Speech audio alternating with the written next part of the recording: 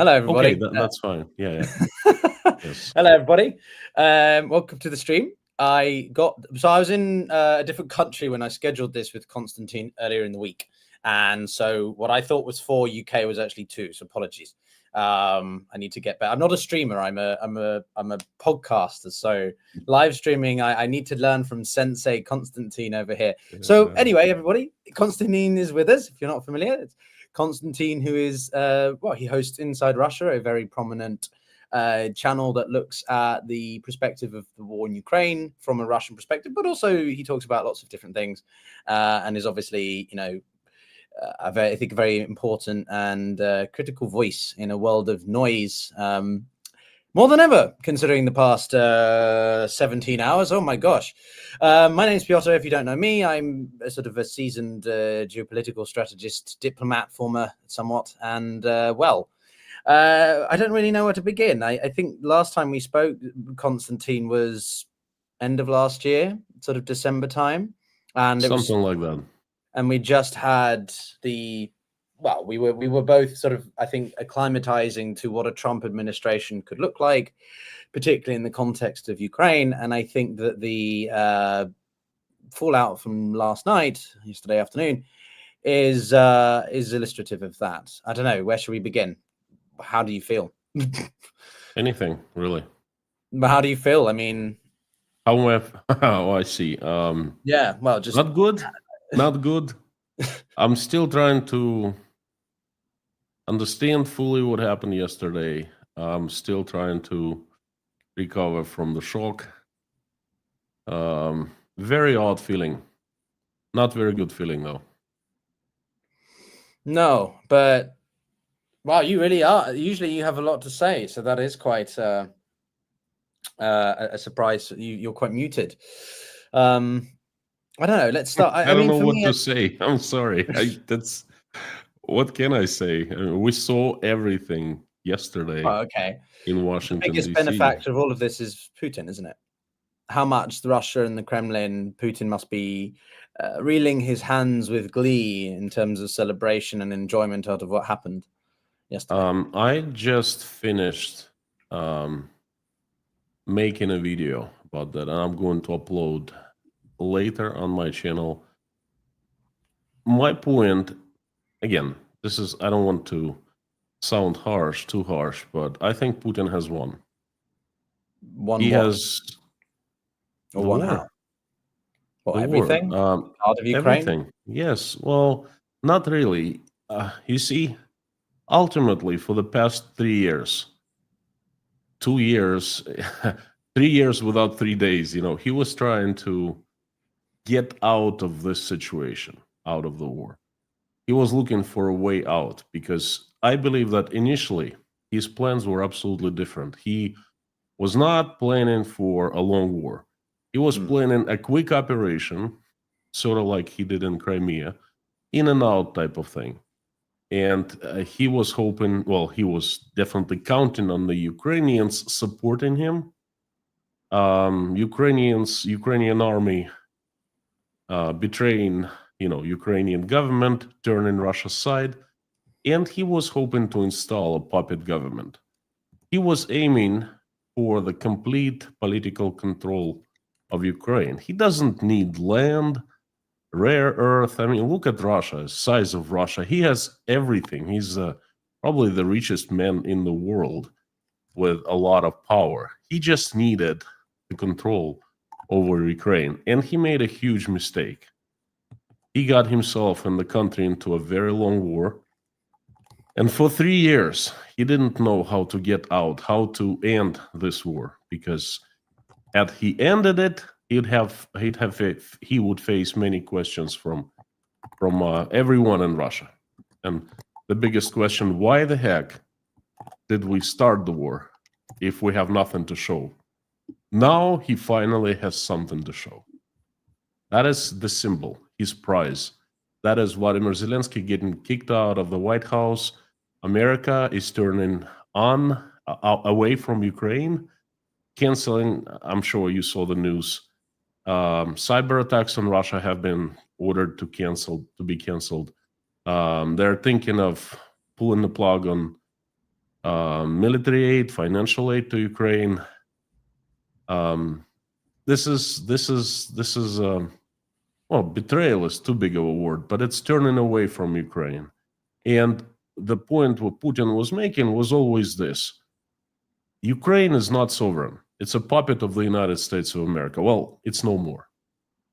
Zelensky and Ukraine with him was kicked out of the White House, and that is something he can show. He says this has been worth fighting this war for this particular reason. This is the price. Okay, this is exactly what I wanted, and I got it. And then he's going to end this war. He calls it the special military operation. It's a matter of time. It's a matter of a couple months now. He's going to announce the victory. And even he withdraws troops, I don't know if he does or not, but even if he does, no one is going to tell him anything in Russia. He will sell it to Russian people as the victory. So this is why I'm saying that Putin has won. I think that, well, it's pretty clear for me that a date that will come to mind is May 5th. Obviously, Victory Day will look great. 9th. As a time. May 9th. 9th, sorry. May 5th, I'm thinking of the end of the war, right? Well, it's pretty evident to me that he's going to use that as an opportunity to really leverage this, isn't he?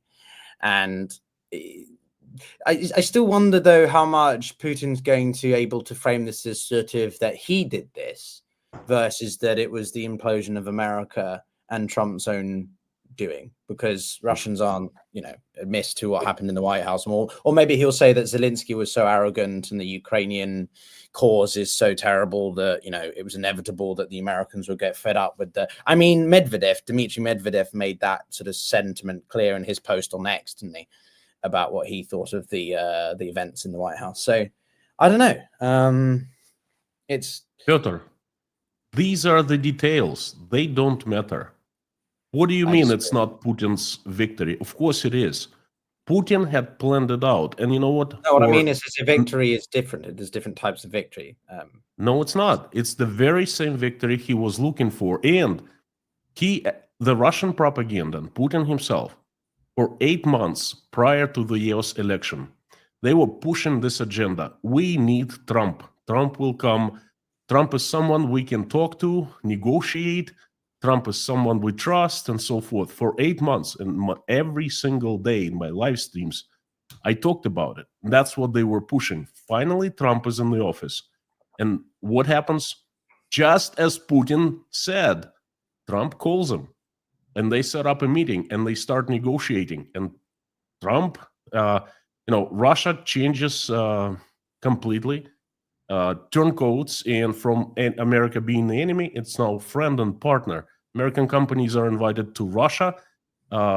Investors are invited to Russia to work on the minerals, rare earth, and so forth. And in El Riyadh, Lavrov sends a message from Putin to Trump. America is a great country. We've always known that. We always have respected you, and that our relation was placed on pause 3 years ago. It's just a nuisance, unfortunate event. We're gonna restart our relationship, and they have restarted. There are talks about, bringing the diplomats back in Moscow to Washington. Everything is happening as Putin was hoping and was telling everyone, the Russian people at least. And what do you mean it's not his victory? He talked to Trump. He made a deal with Trump. Everything else is just the details. So it is his victory. At least that's how he's going to be selling it. And mark my word, he will sell it to Russian people soon. Yeah, of course he'll sell it. I still don't agree that it's just purely his victory. I think it's as much the demise of the American arrogance and hubris as it is the victory of the Russian military and project. Whoa, wait a second. We're not talking about that. I'm just talking about how this war is going to end. Well, how is it going to end? That's what I just said. Putin is going to declare victory. Ukraine has eastern territories lost. Ukraine sees Zelensky step down. Let's be specific. In what way? That I don't know. But doesn't matter what happens next. Russians can't even pull out of Ukraine. That is possible, not probable, but possible. Right. Anything happens, he declares victory, and Russians will buy it. And that's my point. Of course, it's not the reality. Of course, there are forces bigger than that. Of course, it's not him. And then, it's hard to disagree with that. But what I'm saying is Putin has won in Russia. He's going to pull out of this war. He has finally found the symbol, the victory. He can show everyone something tangible. That is Zelensky being kicked out of the White House. Right. Okay. Well, that's what I was talking about, because there's different ways that you can define win. Okay. So let's get into some specifics then, because from my perspective, I think there is a fair amount of criticism that is, well, it is appropriate, I think, of Zelensky. If you watch the full 50 minutes, the first 45 was relatively, and I say relatively, very importantly here, reasonably grounded. But Vance interjected a couple of times. I think Vance was one of the critical catalysts of this whole issue. And that triggered Zelensky, but Zelensky got a bit carried away in that he forgot he was in the White House. And I get it's not going to be easy for someone who's representing a country that has been through what Ukraine has been through. And then when Zelensky started saying a couple of things about, you don't know, you'll feel the effects on America, that's when Trump was triggered. And then suddenly you've got them both going at it.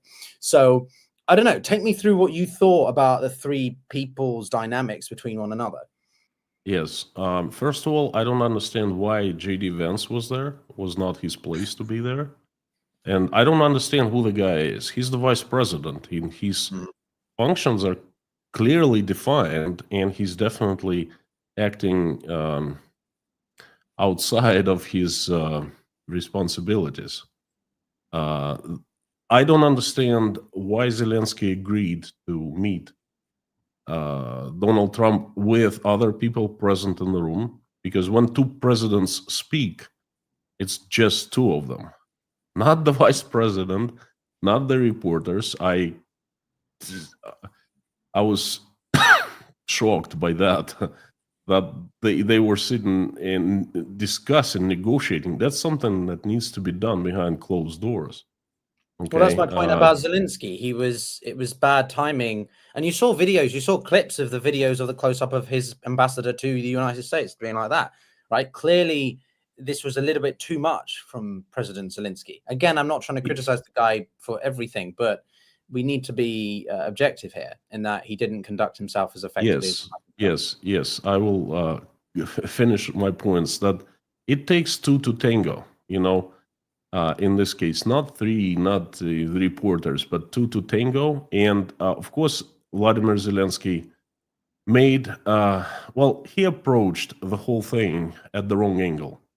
He came to the negotiation in the image of his usual image, the leader warrior, okay?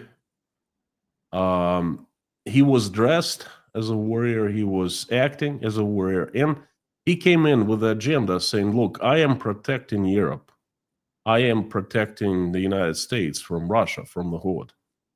And that meeting was not of that format. It was a businessman sitting right next to him. And he should have done his homework, and he clearly didn't. He should have come as a businessman, and the language, he should have used completely different language. He should have been using, trying to negotiate, to compromise. And that's what Trump likes. Zelensky, it seemed that he came with a position of power, which he holds, definitely. His country has been defending Europe for the past 3 years. And, he usually is taken very positively anywhere he goes and he speaks, and anywhere he meets with leaders he meets. And then he's been to the United States many times. He's been to the Senate, to the Congress. He spoke publicly, and there were ovations everywhere. Okay, but not this time. But he should have known. He should have done his homework. I mean, it's not just him. It's his advisors. I don't understand if he has any advisors, if he listens to anyone, or if his advisors are adequate or not. But they all failed at doing their homework. They all failed at approaching this meeting right. And I didn't like the way he was reacting, his body language. He was just he was not prepared. It seemed like he was shocked by the attitude, and he was not prepared. Do you think anyone's been prepared, though? So of course, JD Vance was prepared. There's no question about that. I'll make one quick point and then pass back to you. But I have my feelings about Donald J. Trump, but my gosh, he's been surpassed by JD Vance. That man is I have a real dislike for him. And Absolutely. as I said, the first 45 minutes, which was predominantly Trump and Zelensky, was reasonably civil. And I think Trump actually is open more to the idea of a deal with Ukraine because he likes business, right? He's a guy. Vance, on the other hand, just vehemently hates anything to do with the war in Ukraine and wants it to be done with. It goes everything against that he stands for, right? Do you see it like that, or take me through a bit more? I am not sure how he hates everything connected with the war, but I certainly dislike the guy. But that's my personal opinion. What I think is objective opinion, he shouldn't have been there. Not his seat. Okay, and Donald Trump obviously allowed him to be in the meeting, so I think it was done on purpose. And I don't know, Piotr, but I come from a corporate world, and I've been to hundreds of meetings and high-level discussions. And you just don't go to a meeting that is a make it or break it type of thing just by yourself against two or more people. You don't do that. Okay, there's got to be parity. It's one-on-one. Or if Vice President... I could understand if U.S. The Secretary of the State would be there, okay, right next to Trump, who traveled to El Riyadh, who is in charge of the international issues and policies and so forth. That I could understand. But then Zelensky should have brought his man, I don't know who's responsible for the international relations. Another thing I didn't understand is why in the world Vladimir Zelensky would not use translator, an interpreter.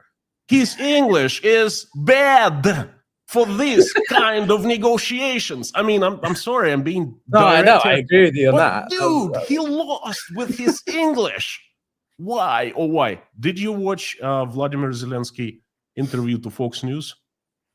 Well, yeah, I wanted to. I've got a later. couple of things I'd add to that. So, firstly, same thing. Why in the world he did not use translator? Well, he was 100%. My English is second language. Okay, I speak decent English, but I've been speaking for 25 years, pretty much. I've spoken every day, and I still make lots of mistakes, and sometimes I am misunderstood because English is not my native language, right? And if negotiations of this caliber and importance, I would certainly bring a translator and I would speak Russian. Okay. It's in the details. Devil is always in the details. And it's the way you understand question is sometimes is not what person who asks questions want to ask you. Okay. And you start answering differently. I mean, I clearly saw that happen yesterday quite a few times. So I think that was a huge mistake. The thing is, I respect Vladimir Zelensky a lot. He certainly was not prepared, but overall, this guy, I didn't like him as a politician. That's my personal opinion before the war started. But I'm not Ukrainian. I'm not voter. I didn't vote for him. I'm not the citizen of Ukraine. It was just like a bystander opinion, sort of. But after the war started, the man transformed into the real leader, the icon. I have tremendous respect for Vladimir Zelensky. I think he has united Ukraine and he's withstood all the difficulties. He did not flee his country.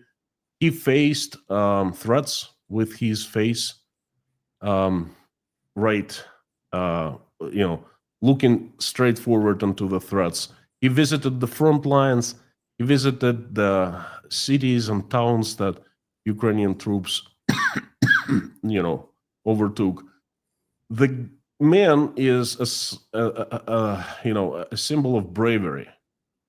And yet he comes to Washington, D.C., and they make him look like he's a warmonger and he doesn't want to stop the war, and everyone is just lashes at him. I think he was treated very unfairly yesterday. You could tell there was a degree of levity from the Trump campaign administration, because as soon as he stood on the steps with Trump, he made pot shots, right? He took pot shots at Zelensky about, what he was wearing and his general demeanor. So I think that I'm torn about whether or not it was staged. If you look at the body language of Marco Rubio, right, the Secretary of State, that doesn't look like something that was staged, though. His reaction was extremely uncomfortable. He looks like he wants the couch / floor to swallow him up because of how well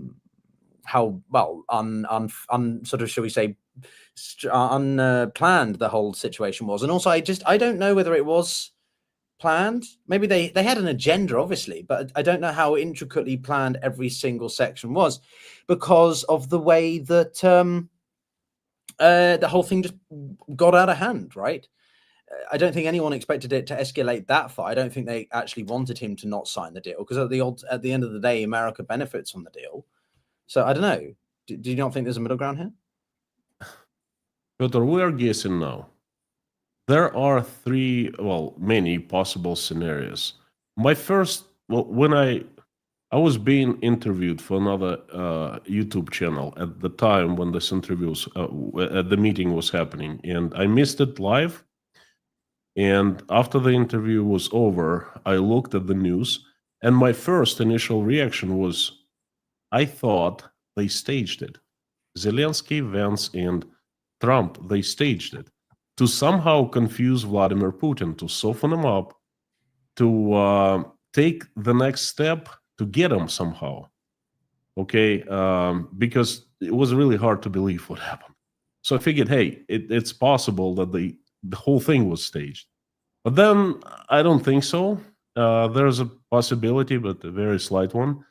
Another possibility is that he was lured to Washington, D.C. to be taught, not a lesson, but Vance and Trump basically staged everything. The meeting was prearranged, so to speak. Okay, and Donald Trump, well, it's not a secret that he has personal dislike of Vladimir Zelensky back from his first term, because Zelensky unintentionally became a source of big troubles for Donald Trump. If you remember that story with the Ukrainian ambassador, I believe in 2018. So, and, Donald Trump was talking to Putin and trying to make a deal. And then the European leaders come and say, wait a second, before making a deal with Putin, go and talk to Zelensky. Zelensky is the guy you need to speak with, and you need to agree. Trump doesn't want to, but he says, okay, let's do that. So Macron asks him, he invites Zelensky to Washington, but the meeting has already pre-decided, okay? And they do it publicly to show that, look, we tried, but he was so rude that we had to kick him out. And J.D. Vance could have played a role that was given to him. And now I tried, I did my best. You see, the guy doesn't want to talk to us. He disrespects us. He doesn't want peace. I don't really have a choice. I go back to Putin and we negotiate a deal with him without Ukraine, and we'll let Ukraine know. That's also a possibility. Okay, that's possibility number 2. Possibility number 3, things went wrong. Donald Trump, and I agree with you, he was kind of calm and he listened to Zelensky, but then things didn't go well. No. It wasn't staged, planned. Egos got mixed in, emotions, and we have what we have. Okay, that's possibility number 3. Now, tell me, who knows what is the truth? I certainly don't. Do you? Well, look, I think I'll say I've got a point, and then I'll frame it as a question for you, which is that, look, I think a lot of people are going to be annoyed, surprised by some people's different perspectives after what happened, because what I'm learning more and more is that you can have a position on something, but if you have a position on that one thing, people seem to conflate that by meaning you agree with everything associated with that thing. So what I mean is, my criticism of Zelensky, some people told me yesterday on X, that means I'm anti-Ukraine, or sort of that I want Russia to win. That's a little bit of a conflation and silly simplification, right? Because sort of just because I'm critical of one guy in one meeting suddenly means that every single thing I've done, including raising tens of thousands of dollars to support Ukraine, it means I'm against Ukraine. I'm not sure that's how that works. So in this instance, what I'm going to say is about Trump, actually. I think that Trump was better than the other two, at least until the last 8 minutes. Zelensky may well have been in the lion's den, but as we've both agreed, his conduct was not ideal. And it was insane that he went on Fox News, and it was insane that he tried to speak in English, and clearly his ambassador to the US didn't agree with his approach either. And I think that this situation in the White House was a concoction, a summary of all the worst things possible. Zelensky's poor language barrier, Trump's impatience coming through, Vance's thuggish bruteness coming through, and the provocation of being in the most, recognizable room in international politics with multiple cameras. It's hot. There's young male testosterone. It was inevitable. It was going to go belly up, right? But do you think it can be salvaged? Well, first of all, anything is possible. In this world, anything is possible, really. How probable that is? That's the question. I don't know. It can go either way. Donald Trump, not too long ago, a few days ago, said Zelensky was as a dictator. I think that's what he said. He was a dictator. And then 2 days ago, before the meeting in the White House, he was asked a question and said, "Did I ever say that? Are you sure?" No, I don't believe I said that. So you see, from being dictator, Zelensky turned out to be a good guy, not a dictator in Trump's eyes. I've got a point on that, though, which is I think that was Trump. This is why I don't think he's a complete idiot, because I think he knows how to play to people, and that's a very good skill. There's social intelligence, and then there's academic intelligence, right? Trump is selective about what he wants to learn, right? He doesn't care whether he says Spain is in BRICS, because really, ultimately, what difference does that make to him and his benefits? But when it comes to playing the game with Starmer, he's just been given a letter by the king that is inviting him for a second state visit. That's never happened before in the UK. And he's therefore, when asked about dictator comment, he's going to walk it back, because he doesn't want to come across like a complete imbecile in front of the British government and their invitation, right? So he's very good at playing optics in the moment. But does he really think that or not? I'm not entirely sure whether he's very transactional. Yeah. You keep on saying, "I don't think he's an idiot." He graduated from Wharton School of Business. It's not idiots don't graduate from Wharton, okay? They don't even get anywhere close to Wharton. He built skyscrapers in New York City. Idiots can't do that. Trust me. So let's just close this issue. I don't even want to talk about it. What did he get at Wharton's, though? Did he graduate with a distinction? What did he get at Wharton's? Right? Did he just scrape past, or just try to get to Wharton? I mean, I'm sure you know. Well, I was at Johns Hopkins, it is nearly impossible. You have to possess something extraordinary. Okay, you just can't get there not being really good at something. I have a couple friends graduated from Wharton Business School, and I know a thing or two. And you graduated from a very good school too. So idiots don't get near good schools. Well, I'm an idiot. So I'm a libtard, or whatever they call it. Even though I'm not that. I'm pretty central. Let's just close this issue Oh, about you had enough of the CDC. conversation. You know? Oh, I've reached No. Constantine's. That's the end of the stream, I everybody. Thank you so much for joining. this is just funny. This is just funny. No, you asked me the question about. Go for it.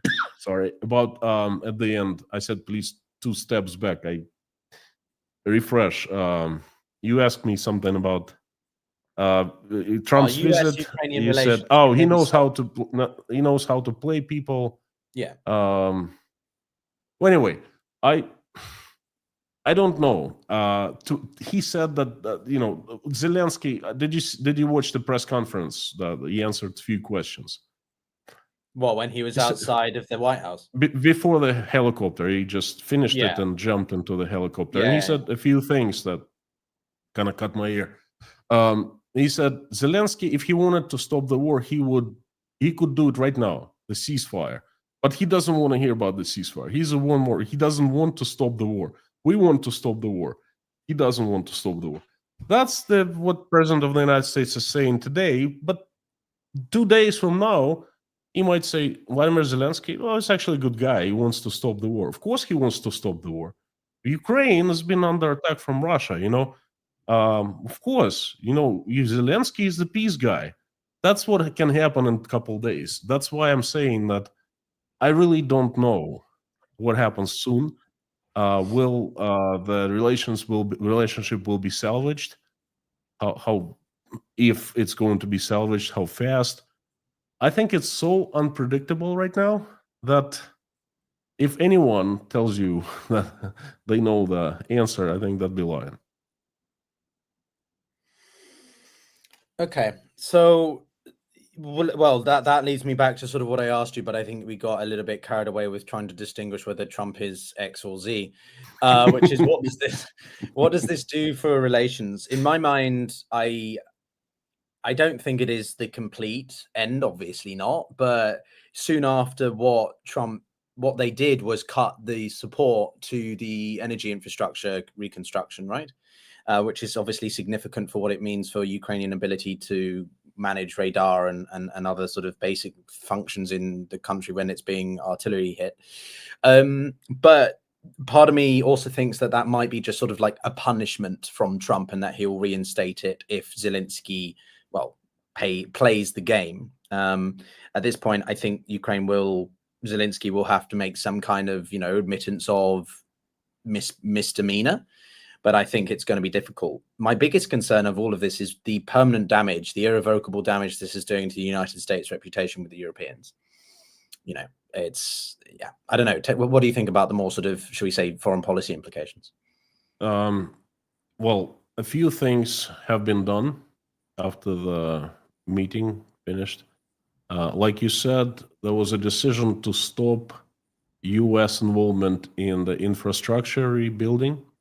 Well, this is where I come from. This is my area of professional expertise. I built power plant, high voltage substations and power lines in Russia, in Ukraine, in Mongolia, and in Kazakhstan. Okay, I know Ukrainian power market quite well. Large infrastructure projects. Ukrainian power infrastructure has been hit greatly. Different numbers I heard. I think it's safe to say that about 30% has been put out of commission by the attacks, bombings, and so forth. And there is a plan right now to rebuild the infrastructure of Ukraine. In the USA, it's a very valuable piece of a pie. It's a huge market. One power plant cost $250 million, okay? And both European and American companies are dividing it right now. They're trying to figure out which company will be reconstructing, rebuilding after the war ends. And they will come to Ukraine the day after, because that's a lot of money. And Trump definitely will reverse his decision, because that's not favorable to American companies. Halliburton, General Electric, they will eat Trump alive if he cuts them off from the Ukrainian market, okay? They will eat their senators, the lobbyists, everyone, because we're talking about billions and billions of dollars. So that is definitely reversible. The decision to stop all cyber attacks on Russia, well, I don't even know how to comment on that. Perhaps the next step we'll see that the USA and Russia will join its cyber forces. We'll have joint exercises. That anything is possible now. That definitely also can be reversed.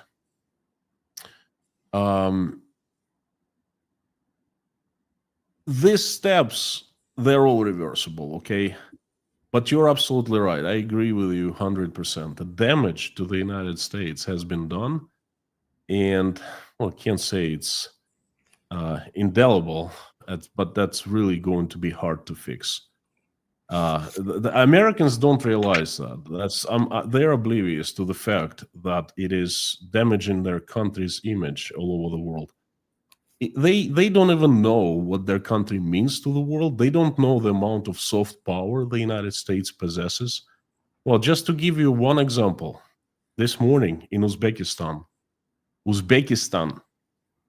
a waiter, I went for breakfast at our support group.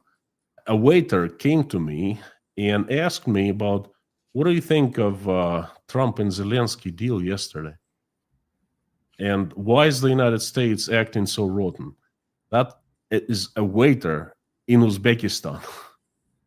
Okay, people all over the world are talking about it. USA has a lot of allies. It has very close allies, and countries it has good relations with. Those countries are thinking right now. They're thinking how reliable the USA is a partner. Are they going to do the same thing they're doing to Ukraine? What about China? Perhaps China is better. Okay. Well, what are they going to do with Russia now? Well, now on the China point, I would just say that, the point I've always made, even since I was a little boy, I'm kidding, when I was more junior in my geopolitical journey, right, was that the biggest asset the United States has is its alliances. Its alliance network, its ability, as you say, to leverage its soft power in a way that China just doesn't. China does business with loads of countries, and loads of people will do, transactional business with China, but they don't necessarily want deeper relations with China because they don't trust them. And what is happening with the United States now is, well, it's symbolic of the reversal of all this. And I was having a debate with some people on Twitter and Spaces, and some people were saying, well, relationships, trust doesn't matter in business. It does. It does. That's it's a rather number one. dumb thing to say. Of course it does. It does. So, yeah. Anyway, I don't know. I'm very fearful, most of all, about the short-sightedness and almost naivety of so many MAGA Americans versus it's a double whammy, right? Because you're losing your friends, or you're undermining your relationships with your friends, whilst also intensifying and emboldening, or whatever, the anti-American enemy cohort. So it's a disaster, I think. And so many Americans see this as a benefit in the short term because America is free of obligations to Ukraine. Yeah, sure. But longer term, you lose out with more opportunities with your friends and partners and the ability to be risk. Let's talk about that a little bit. One thing I'm trying to understand is a lot of Americans are saying, we've been giving so much money to Ukraine, and money has been stolen and all of that. In reality, couldn't have been more opposite. The United States has been given a lot of aid to Ukraine, but most of it is military aid. And most of its military aid is old weapon systems that were designed and produced in the 80s, and now it's time to dispose them because they expired. And disposing would cost a lot of money. Instead of disposing them, I don't know, in the USA, anywhere, they shipped to Ukraine, and they are replacing that money that allocated for the military aid to Ukraine actually goes to the American military industrial complex to replace those old weapons shipped to Ukraine and disposed in the battlefield, replaced with brand spanking new American systems. Atomics on the way out, they all expired in 2023, 24, supposed to be disposed, and it's costly. Instead, they're giving it to the Ukrainians, replacing atomics with a new type of missiles. Okay, so America has gained so much in terms of defense capabilities. And now so many countries will be buying weapons from America. It's going to make up whatever it's sent to Ukraine in terms of actual money. It's going to make up that many times over from selling the new weapons to all over the world. And to the Europeans, they're going to be the biggest buyer. Well, at least they were going to be. Now I don't know. So that's what I understand when Americans say, well, we're free of obligations. What free of what obligations? Of obligations to help your military industrial complex? That is absolutely insane. I mean, it goes further as well, right? Because a lot of people talk about the wastage of international aid, foreign aid, for example, right? And sure, there is a lot of wastage. I used an example in my stream yesterday about the British government. So the Keir government wants to reduce aid expenditure of 0.7 or 0.5 and put it to 0.3, but basically and put that into defense. And I found out that half the money that we currently spend on international aid obligations is actually on domestic housing of refugees and migrants in the UK. That's not foreign aid. That's domestic aid for foreign issues, if that makes sense. So I would prefer that foreign aid to actually be spent in the host country where the migrants are coming on to address the root cause of why they're being forced to flee in the first place, right? It's a very poor usage of allocation of resources and funding. Anyway, the point I'm making is that history teaches us that US influence of aid through the Marshall Plan in Germany, through the reconstruction of Japan and South Korea, have all led to three of the largest and most prosperous economies since the Second World War, or in history. And ultimately that has benefited China, Russia, the United States. How much? Because they're all some of their biggest trading partners. It's insane to think that and that's foreign aid, right? Humanitarian aid. That's not necessarily military. So the provision of aid for America is hugely beneficial for them. And it's, again, this short-sightedness, this isolationist America first mindset that so many seem to have. That I get it. You want to prioritize your own domestic manufacturing and protect certain industries. I understand that, but it's the extent to which some of them are wanting to see it go, which I think is insane.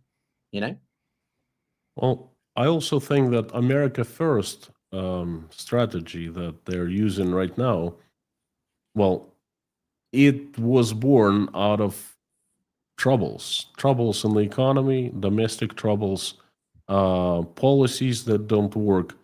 Because America I knew was never about America First. Everything was fine in America. Economy was strong. There were no issues dividing the country. The political parties, both Democrats and Republicans, never fought. There were issues always, but there were many bipartisan decisions.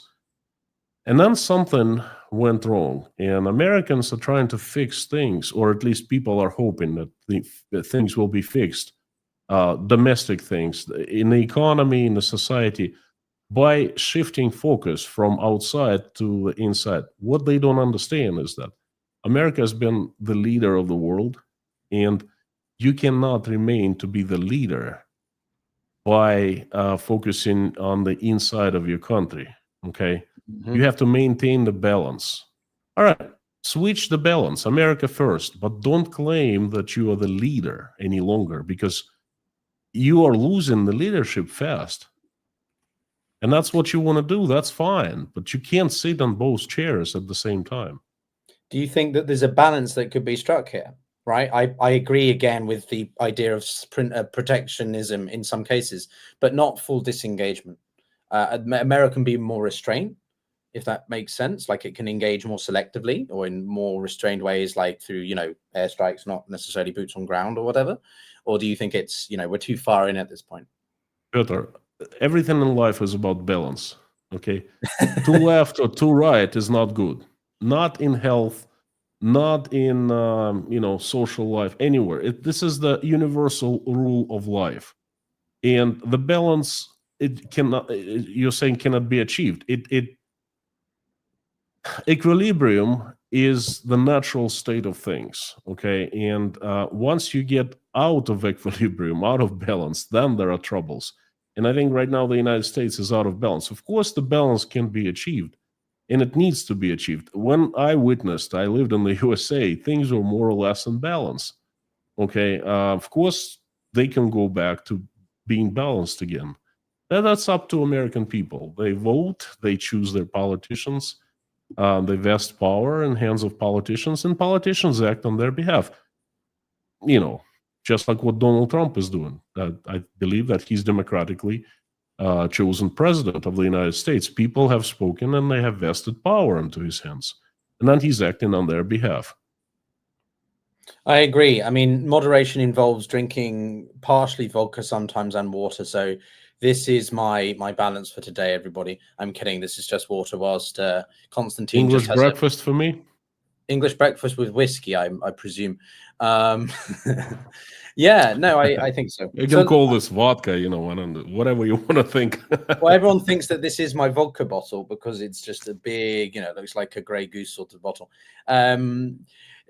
Levity aside, so I'm curious to hear your perspective on Europe then, because you obviously come from the country where a lot of Europeans think it's still an existential crisis for them. But what I think is interesting, if we start off with this section, sort of aspect, is despite the Europeans' rhetoric around the immediate threat of Putin and Russia's sort of revanchist goals over Eastern Europe, it's only the British, and not even that much, that have suggested they might be willing to send troops to Ukraine in a ceasefire scenario, right? Both the French and the Polish that come to mind have said we wouldn't be putting troops in Ukraine. Why is that? Why is the rhetoric so we must do something? I'm sorry, I missed it. Could you please repeat that? I apologize. There's some interference here. What I'm saying is that despite what the Europeans have said about needing to do more to protect Ukraine and European security, so far not many countries have actually committed to potentially sending forces to Ukraine in a ceasefire scenario. Only the British have suggested that. European Union is not one country, it's many countries, and it's really difficult to find an agreement when there are many parties are involved. I mean, look at the United States. It's difficult inside the United States, and it's just one country. And Europe is now, I think it's much more united from starting from yesterday after the accident at the White House, or incident, the occurrence at the White House, the event at the White House. I think they're much more united.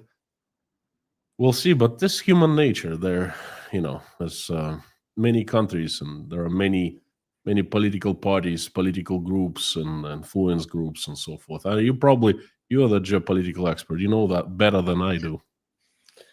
Well, I thought you are a geopolitical expert, or you're a Russo expert. I'm not so much on geopolitics. It's just I'm an amateur, so to speak. I consider myself an expert in Russian economy and on political landscape in Russia. The transformation that has been going on in Russia, that's what I specialize in. I documented it, I studied it, I monitor it. Well, then you're very good at moonlighting. You're certainly not Trump in that you're intelligent across areas, even if you say that you're not, whilst Trump is very much not intelligent and whatever. Not everything that I get. Okay, so obviously we've had an election in Germany, right? I want to have a little bit more on Europe, and then I want to shift to Russia, obviously, which is that, the AfD did quite well. And bringing in that Russian element, there are a lot of people who fear that despite what Europe is saying about collective security and unity towards Ukraine, the European voters are illustrating that they're frustrated with the circumstances. And, there are a lot of more Russia sympathetic parties that are gaining support. So, how do you view that? I'm not a big expert in Europe, on European politics. Just from my point of view, I disagree with many of the policies that Europeans have been enacting in their countries. I disagree on immigration policy for most of European countries. I have basically I call what I call old Republican. Okay, my values are God, family, hard work, and freedom. I am pro legal immigration. Okay, I don't like illegal immigration very much. From what I understand, a lot of people don't like what their governments have been doing with their countries for quite some time. And this is their protest. They want to change, and they're voting certain parties and certain people out of protest. And I could be wrong because, again, I'm not a big expert on the politics of European Union. Fair enough. I agree with you on the immigration point. I think there needs to be a lot more done, and a willingness to talk about the difficulties that the European Union faces, on NATO, to be honest with you. Again, people have been surprised or uncomfortable with the fact that I've never been a full supporter of Ukraine in NATO or the EU, at least immediately, because it would threaten both. Ukraine has a lot of reforms and modernizations to make if it were to fully, integrate properly with both. Of course, they're slightly different, but yeah, there is that element.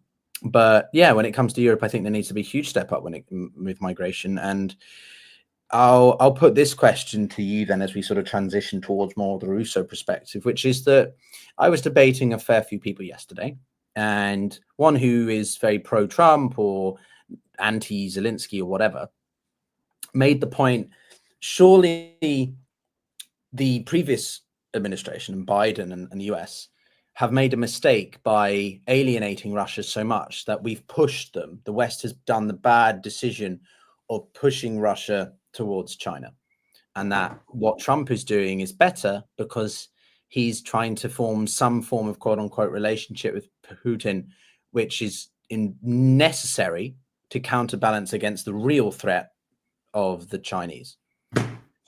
What's your assessment of that? Piotr, we are getting on a shaky ground. I knew you would.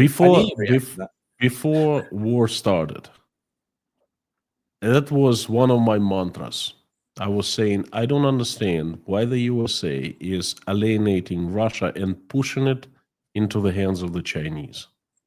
Because Russia allied with China, combined with China, is the most powerful force in the universe at this point. Okay, China without Russia is not the most powerful force. So I did not understand. And I think whoever says that the USA was pushing Russia into the hands of China until 2022 was absolutely right. Things have changed. Trump cannot just, win Putin over. Things are changed. Russia needs to change before joining the United States. I still think that a lot of things have changed. Before Russian culture was much closer to the Western cultures and the culture of the United States than to the Eastern countries like China. Okay, Russia is much closer to the West. Russia has been changing now, and I'm not so sure any longer, but it was the case before.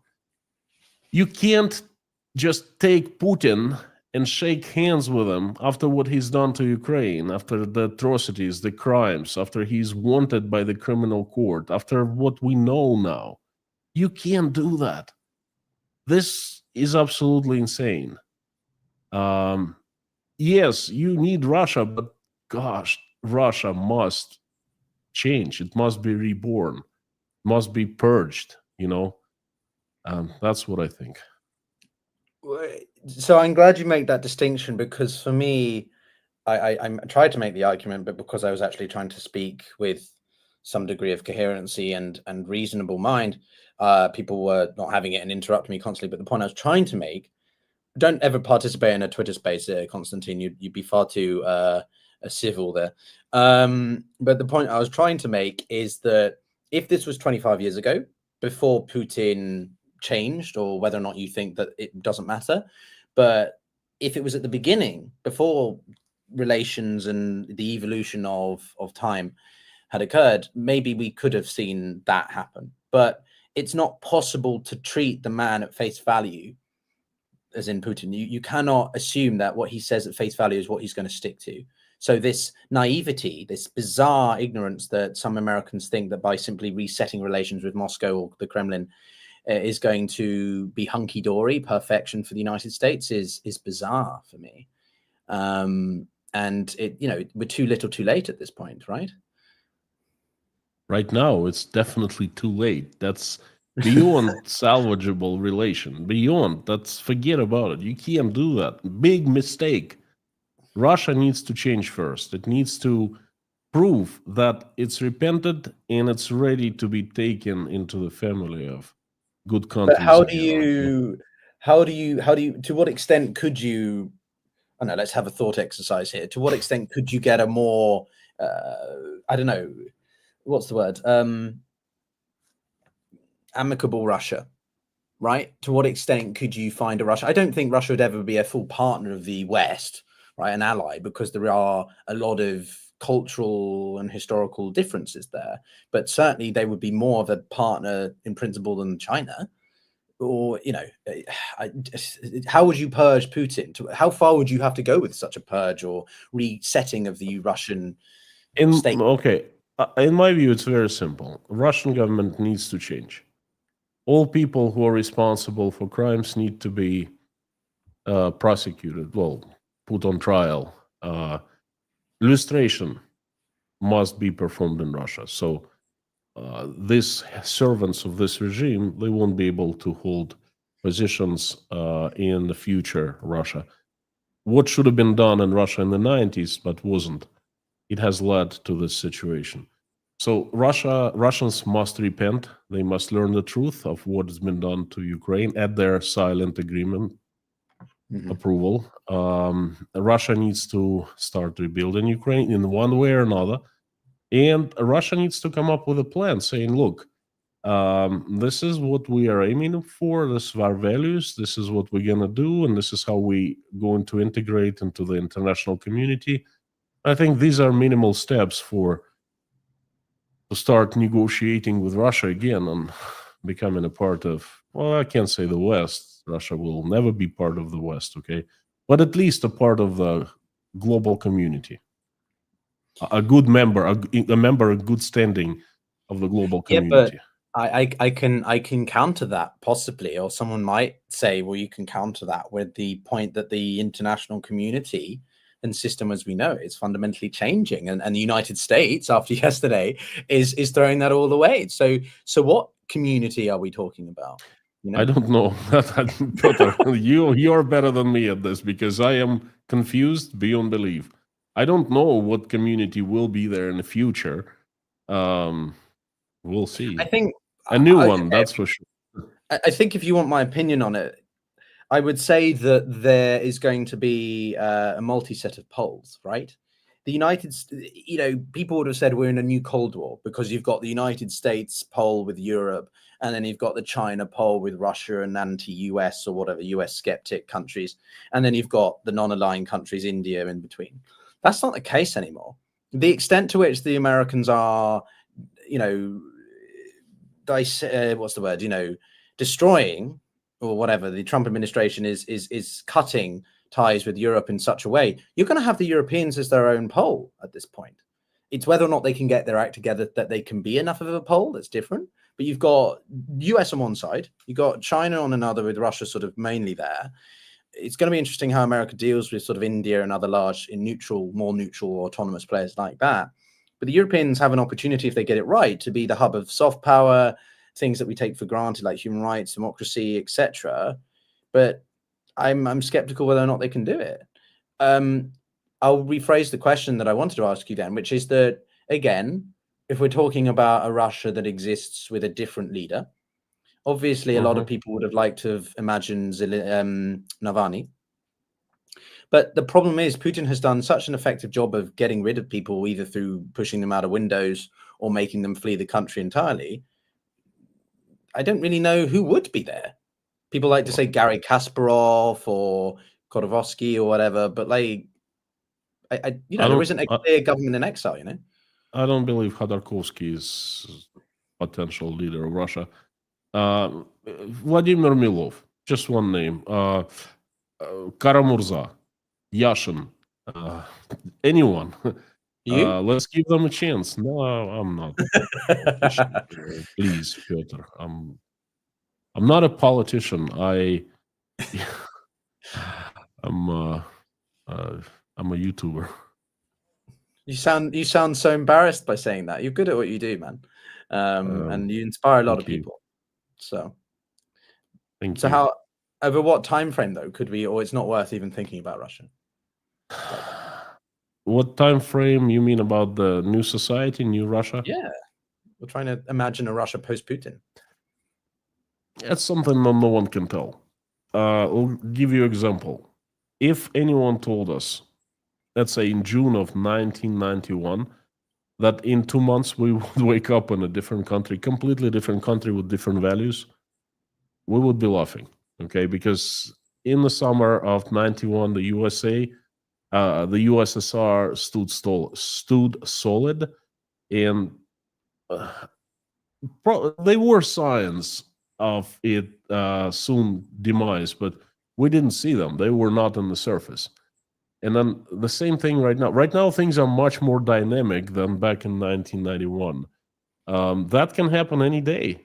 Look at Prigozhin's mutiny in June of last year. No, 2023, a year and a half ago. I mean, one day it was business as usual. We woke up next day, Rostov-on-Don captured. Vladimir Putin comes up scared, his hands shaking, he's out of sorts. He's begging Russians for support. Brothers and sisters, please support me. Stand united as enemy, and so forth. Everyone goes, whoa, that happens quick. We don't know. No one knows. That's something that no one can predict. I can tell you when it starts changing, it's going to be very quick. So let's bring it a little bit more to sort of the here and now. After the events of yesterday, obviously the biggest beneficiary of that is Putin. He's had to do largely nothing. Trump is doing it all for him. What do you think he would be thinking? And what do you think he could try to do next, if anything at all? He just lets this play out. Putin. Yeah. He has one thing on his mind. One goal, to hang on to his absolute power for as long as possible. Mm-hmm. Everything else is not the goal. Everything else is just a means of reaching this goal. I think that he will declare victory. He has, in my eye, not in my eyes. In my eyes, he will be acting as if he achieved the goal. Mm-hmm. Okay, he's going to be, and we will start seeing tomorrow. I guarantee you, the Russian propaganda has been turning around, saying, finally, Ukraine is free from the hegemon, from the USA. The USA has kicked it out. Our Putin, the great Putin was right. He did everything right. You see, at times seemed dark. At times it seemed like we were losing, but hey, that's the genius of Putin. He turned things around and he turned to be right. He will declare victory on May 9th. And I don't know what happens, whether it's going to be a ceasefire or a peace agreement or I don't know. But they have started inviting American companies actively. They've started calling American companies overseas, asking them to come back to Russia. That's Russian officials. That's an official information. They will try to bring as much investments, as much of foreign business as possible. They will try to balance out Russian economy because it's not in a very good shape. They will not succeed.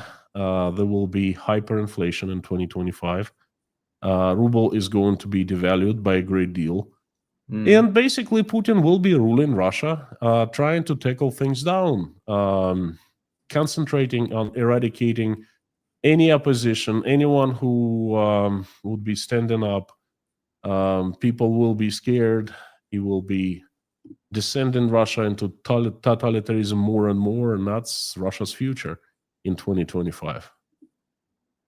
Do you think it could alter, though? Because I'm not pretending to say that I think this will happen or whatever, but there's still some people who like to suggest that if Trump gets a whiff that Putin is trying to pull a fast one over him, i.e. cheat him of something, that he could still reverse course. That's obviously significantly changed after yesterday even more, but still, could Putin try to get a little bit greedy and, push for more American Putin just need to stop the war because he's losing. He's losing economically, he's losing militarily, he's losing. It's not sustainable what he's doing. And then it's the most inconvenient moment to stop the war right now for the West, and it's lifeline for him, okay? Because, like I said, a few months from now, Russia military will be collapsing. Economy is already collapsing. So I think that he will just try to get that madness stopped. And after that, Donald Trump, you got to understand, Donald Trump also has a goal. His goal is peace in Ukraine. He promised everyone once he gets his peace deal. Yesterday in the meeting, he said, I don't care about advantages. I care about peace. And that's a very honest opinion he gave. He cares. He sends a message to Vladimir Putin. I want peace at any price, even unfavorable. Okay. Once he gets this peace deal in his hand, he's the winner as well. I promised. Look, I delivered. This is the peace deal. I'm the peacemaker. I'm the greatest president in the history of the United States, in the history of the world. I'm the greatest man that humanity has ever been. I'm the peacemaker. I am the best of the best of the best. And what happens after is none of my business. I mean, what do you want from me? I delivered. I gave you peace. I brought peace. I stopped the bloodshed. That's his position.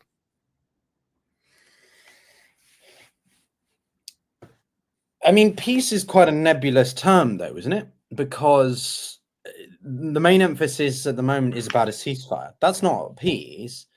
And Putin could still quite easily, if he remilitarizes quickly enough or just gets a sense of he has nothing to lose, push forward, metaphorically and physically, right? Also, the Russians do have the military upper hand at the moment on the battlefield. So a lot of people say, why would they genuinely enter authentic negotiation? Don't. Said who? Well, quite a lot of analysts, including Michael Koff. I mean, they have the momentum. The Ukrainians they are making gains, even if it's incrementally.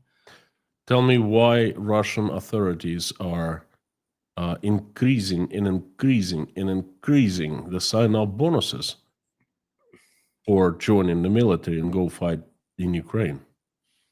Well, I think why is that so? Because Russians have an upper hand. Why Russians are using donkeys, horses, and camels at the front lines? Do you call this upper hand? It depends how you define upper hand. Agree. Well, I define it in a way that Russian army is definitely not advancing. Russian army is in big troubles. If you define it as an upper hand, okay, that's fine. I agree with you. But in my eyes, it's not. Again, it's relative, right? Is Putin winning versus what he initially set out to do, strategic speaking? No, he's not. He's not moving in Ukraine. He's lost a part of Russia, Kursk. He cannot take it back for 7 months now. How is this winning? Well, he's been trying. Oh my God! He's even brought North Koreans. He's been trying incredibly hard to do that. They can't do it. He went to meet Kim Jong-un, okay, and he signed an agreement. Obviously, the agreement that is a complete military alliance with North Korea. in my eyes, as it's the same thing as to go and kiss Kim's boot, okay? And Kim grants his soldiers to Putin, and the soldiers are brought to Kursk because Russians can. It's insane. Russians cannot take Kursk back. The North Koreans, 12,000 troops, try to help them. They disappear. They cannot take the Kursk province back with the North Korean troops. Is that an upper hand? Again, I think it's relative because people will say, well, the Ukrainians aren't making any gains either. They're still losing. Everybody's losing. That's obviously the point. But the way that military analysts try to say is that in terms of sustainability, the Russians have, if they can, muster more manpower, right? The Ukrainians do face a manpower shortage, and the Russians are able to supplement theirs better than the Ukrainians can. I missed the question. What is the question? Well, there isn't necessarily. Well, I'm just providing you with a counter argument. Well, fine. You know, I have my opinion. There are other opinions. I recognize other people's right to have their own opinions. That's fine. No, I agree. As I said, I'm not necessarily taking a stance. I'm just offering those counter arguments because I think it's very disingenuous when people say, oh, Russia's winning, Ukraine's losing. No one's winning. The war was a loss for everybody from the beginning. There's no question about that. I agree. Of course, it's a lose situation. Thing is, look, the ultimate goal is to take Kiev, to install own government, and to control entire Ukraine politically. Has that been achieved? No. Is there any possibility of that being achieved anytime soon? No. The propaganda at first were rooting for, oh, we'll take Odessa, just a matter of time. We'll take Kiev. We'll take Dnieper. Now they're saying, no, not possible. Absolutely not possible. The very same people. Simonyan said that, okay? Number one in Russian propaganda, the head of RT. No, I said, well, we don't need Odessa anyway. We will not take it. Realistically, it's impossible, and so forth. So the goals have not been achieved. Is Russian army moving, pushing inside of Ukraine? No. It's a stalemate, right? That's no one is. It's been a stalemate moving. Since the end of the spring offensives in 2022. Right. And Russians tried. They were skirmishes near Kiev. They were kicked back. There were skirmishes in Kharkov. They were kicked back. They ran. They left Kherson. And that's pretty much where they stand in now. Ukrainians can't push them. Russians can't push Ukrainians. I mean, we're talking about like 1, 2, 3 kilometers push, but this is a real big deal. Not really. To me, it's just a stalemate. No one is moving anywhere. Yeah. And what amazes me is they cannot take back Russian territory. That shows you the weakness of Russian army. So I'm reading a lot of comments that people sort of are misinterpreting my position here. So I want to make it very clear. Again, no one's winning in this war. And I certainly don't think a lot of pro-Putinists make the point that sort of because the Kremlin and the Russian side has obtained another field or made some, literally incremental, we're talking sort of yards here, that's them winning. But in the bigger picture of things, that's not how the war is going to end. Obviously, the Russians are not doing well because the initial point was that everyone thought Ukraine was going to be overrun by Russia when they first launched the full-scale invasion 3 years ago. That's not happened, and that's the disproportionality in terms of the two sides and why Ukraine is doing such a remarkable job. But at the same time, I think what other people try to talk about, and Konstantin, you can comment on this, is that if the Ukrainians lose the support of the United States and the Europeans don't step up or can't step up, that ultimately it's that durability that the Russians have, just through the fact that the economy is at a wartime footing, that they can produce more ammunition, that they can produce more equipment, etc. over the long term. That means that they will come through and ultimately, quote unquote, be the victor, right? That's the point. But we're talking a totally different timescale to what others' comments. I missed. You You're know what I talking mean? about Russians. They can be the Yeah. victor, right? Well, it's if you look at the size, it's a Frillic victory, right? It's a Frillic victory, as in it's empty. There's not actually victory there because of the cost to human life. yes. It cannot be a victory here, okay? Because it's a lose-lose for everyone. I would say achieving goals. Can they achieve goal of controlling Ukraine if the USA gives up on Ukraine? It seems like it has given up.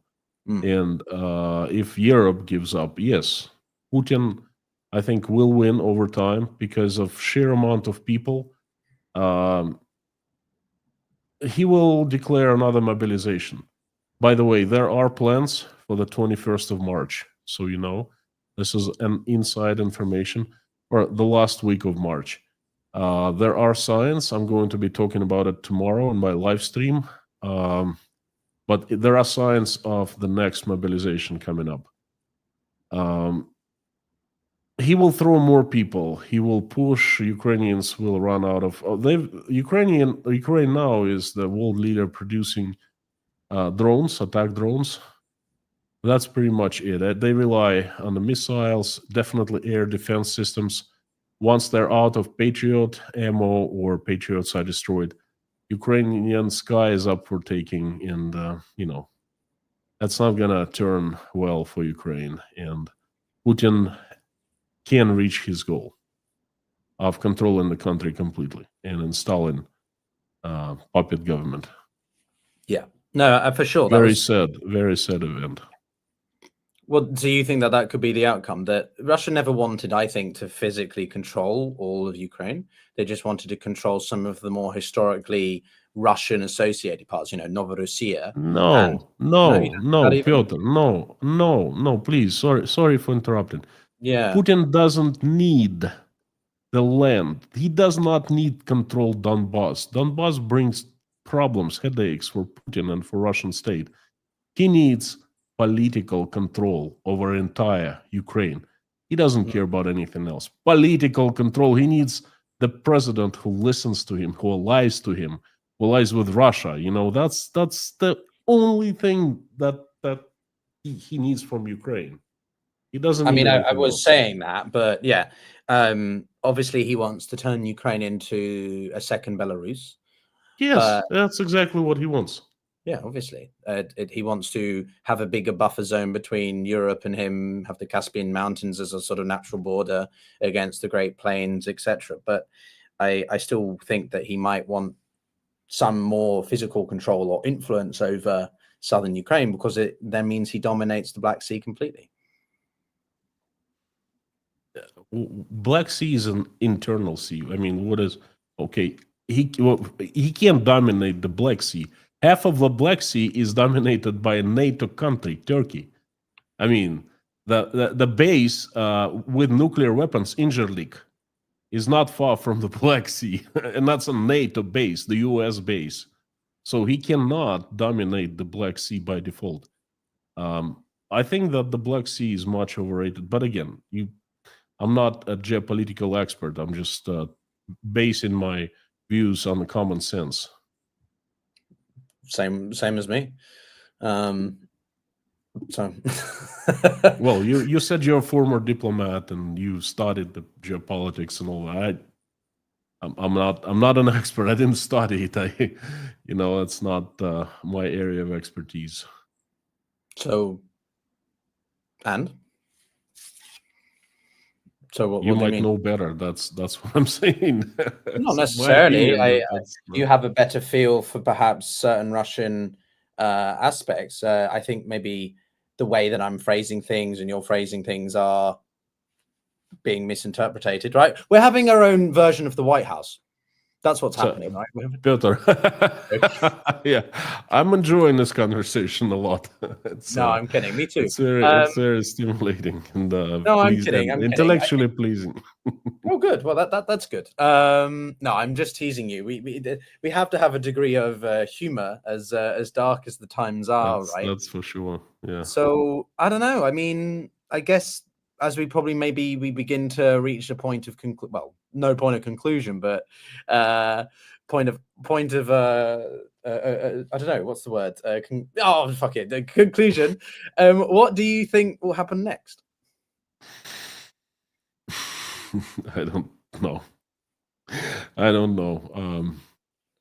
I definitely don't know what Donald Trump will come up with next. No one knows. Probably himself. He doesn't know. He's a very spontaneous guy. I know for sure that in Russia, Put it that way. In Russia, they're going to be. Well, they have started turning towards this new agenda. We have won. We have achieved all the goals. We need to stop the war ASAP. Okay, whoever is against stopping the war at any cost, even at the cost of withdrawing Russian troops back into Russia, is a traitor, enemy of Russia, needs to be executed. That's going to be the message. Putin will announce the victory. Like I said, he will take a tighter grip on the Russians inside Russia, outside Russia. Definitely, they're going to go after me physically. You? Well, I am the enemy. I'm a voice of the enemy. I'm disagreeing with Putin. I'm standing up against, I'm telling the truth about Russia. They don't like that. Okay. I am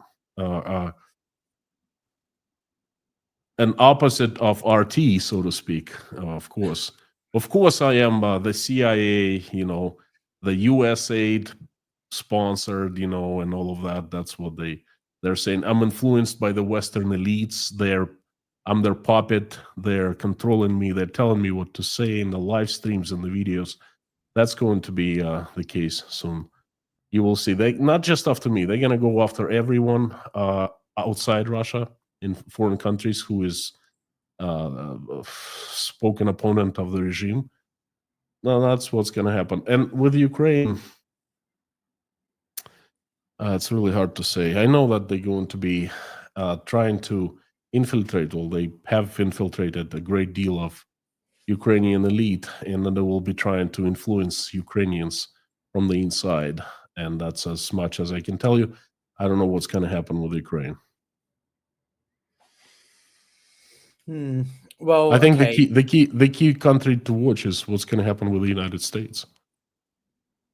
Oh, yay. As if we haven't already had to focus on them too much. I can tell you as a Brit, on a side note, what I think is a critical test of our government and our commitment to Ukraine versus the United States is whether or not we rescind the invitation for a state visit. I think that it is abhorrent that we did that in the first place. But if the Prime Minister Starmer doesn't do that, then it really shows how washed up the UK is, because we're not willing to take a stand in support of Ukraine, and we have to keep that sort of relationship alive. It's a very good indication, I think, of values versus interests, right? And I don't think the UK is going to rescind that invitation, which will prove that interests always surpass values, and there aren't anything called values really. It's all just interests. And the UK values its interests in terms of its strategic relationship with America more than it does its quote unquote valuable, moral relationship with the Ukrainians. I am fearful for Kiev that they're going to be ostracized and, squeezed by multiple fronts. I do wonder how much their in-house development in terms of military production and support of the EU through funding or something could make a difference over the summer. But I think you're right about the likelihood Putin will use May 9th, Victory Day, as a momentous moment to announce something of some form. What I'm interested in, because I did read it and hear rumblings that there was potential sort of that an American representative, something like that, would actually go to Moscow, that they were invited. I think Trump was even invited. I can't remember if it was Trump or Rubio or something. That would be... No, Trump was invited. There was a French publication called Le Point.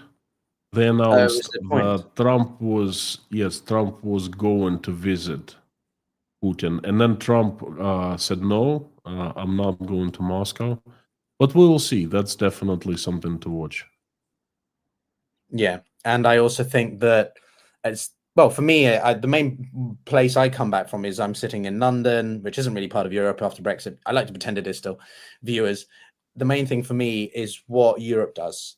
and the necessity we have to do and have to take ownership, to take leadership, to be strategically autonomous. Because at the moment, my biggest fear is ineptitude, and I'm a lot more of this, and a lot more of, well, that looks like I'm running, but action over talk, right? That's my biggest fear. But yeah, Konstantin, I guess, any last words? I'm sure you have another stream you're going to be doing soon enough. Anything you want to mention? I am switching to a private stream that I do for supporters, Patreons, supporters of Inside Russia. So every Saturday, it's like a virtual pub. We go and hang out. Yeah, virtual pub. So it's I like walking, become a patron of Inside Russia, and you're welcome. I guess I should. So it's like walk into a pub on Saturday evening, and you find a hall full of friends, and you just hang out and talk to them, and that's what we do every Saturday with just people. We've been doing it for years. Actually, I'm very proud to have this community.